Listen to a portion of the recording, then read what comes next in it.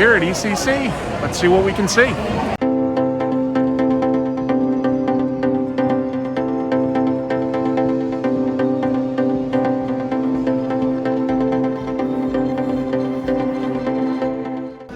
So you have to get a wristband by showing your vaccination status. I like that. It makes me feel a little more comfortable here this year. This is a fun addition to conventions, terms and conditions. And if you look, this is fine print. So it's going to take me an hour or two before I can get into the convention because I got to read this, and I guess it continues on this side. So I'll be into the convention in a few hours. All right, let's see what the convention has to offer this year. Dragons. Look at this guy. He's going for a prize. Got your repulsors, Iron Man?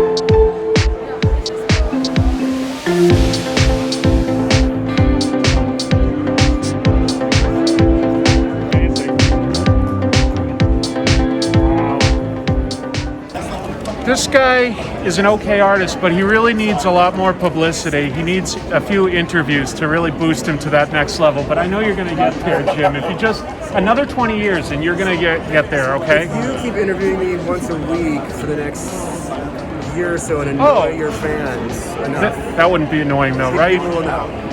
This is the guy right here.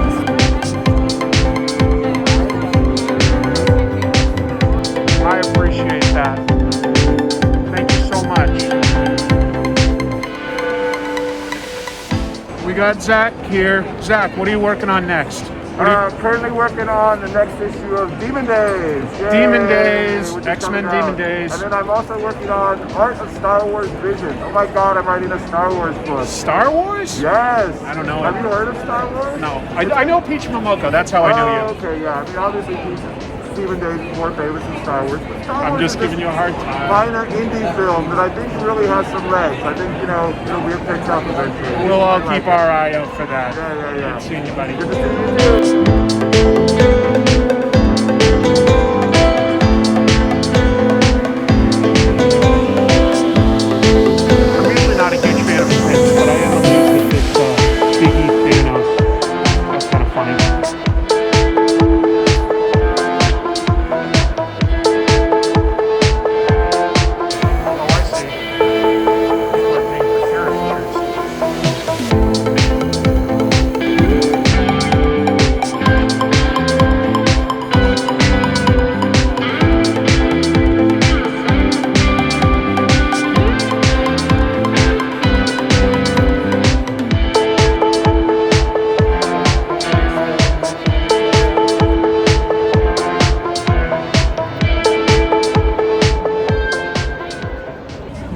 says John Cena's here, but I haven't seen him. All right, I am home. That was a really fun day. Definitely not as busy as a typical convention, but I did have a good day. Gotta say, they did something weird this year. Everyone had this problem. This sticker that they put on the badge telling you to activate it, just like no one could get this off without at least soap and water. But let's take a look at what kind of stuff I got and see if it was worth it. I had a good day. So I got this free pack of playing cards from Dan Parent. He's a guy that has drawn, among other things, like lots and lots of Archie comics. So that was fun to see him. And I got to use my special backpack. So let's pull some of the stuff out here. Obviously, I didn't sell any of my merch. Nobody recognized me, and that's totally fine. I thought that with the mask and with the lower attendance that was entirely possible. I just wanted to potentially have it just in case. All right, so I got this as sort of like a interesting piece of like reference. It's just a posable tool for drawing. I don't know how much I'll use it, but it was not too much, so I thought that that would be fun. Let's see. Got this book by Shigeru Mizuki, and I got that at Zack Davisson's table, and got it signed by him. This is a book about like this man's life, which, you know, that's an interesting piece of history. So interesting book there. Since I was there, I also had Zack sign my copy of Showa by Shigeru Mizuki, because Zack has translated both of these comics. So, or manga if you prefer. What else? Oh, I got some interesting back issues. Got this one, some sort of a 7-Eleven comic, and it says "Together for the First Time." Really? Is it the first time these characters have been together? Maybe, but there's the selling point for me. It has Trapster. What a goofy villain. He has glue. Paste Pot Pete. All right, I got this issue of Spidey's Super Stories because, hey, Hawkeye's popular right now, and there's Hawkeye holding a tree, I guess, and Spider-Man is going to shoot some sort of a tree arrow. Good enough for me. Finally, I reviewed this on the channel, but I didn't have my copy anymore, and it was cheap, so I got this issue of Star Wars. If you ever want to see a really funny comic tropes, this is all about Darth Vader and Princess Leia going to a banking planet and fighting over getting a loan to make starships. Not really kidding. That's what it is. What else is in here? Oh, this is for an upcoming episode. Look, Christmas themed. And you know what? I'm not positive yet. I gotta look, but I think that this cover is a parody of the movie poster for Cobra, starring Sylvester Stallone. I'm pretty sure about that, but we'll check. What else? Oh, I got this at Dan Parent's table. A bunch of great creators, including Jay Bone, I think, must have done that cover. Anyway, Archie meets Batman 66. That's just seemed amusing to me. So, yeah, check that out.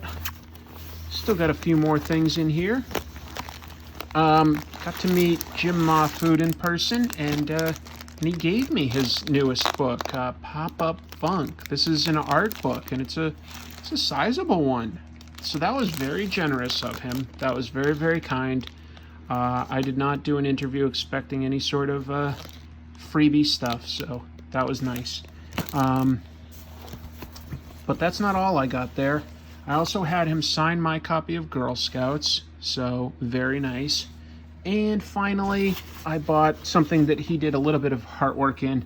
It's called Shitty Dark Knight, and it's by a bunch of artists, and it's a satire of Dark Knight Returns.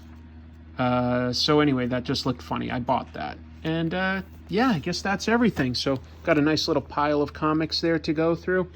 Overall, I would say it was definitely worth going, but it also was a lot smaller than a convention this size typically is. There just were less people. There was a lot of good cosplay to look at. That was nice. There were dealers where I could obviously find some comics, so I got my money's worth. I had a great time getting to see my friend Chuck, who I haven't really seen in person for like 2 years because of everything that's going on in the world. But So it was worth it, but it was also a very different convention than what I'm used to. Anyway, thanks so much for watching. I'll have more stuff like this for you soon.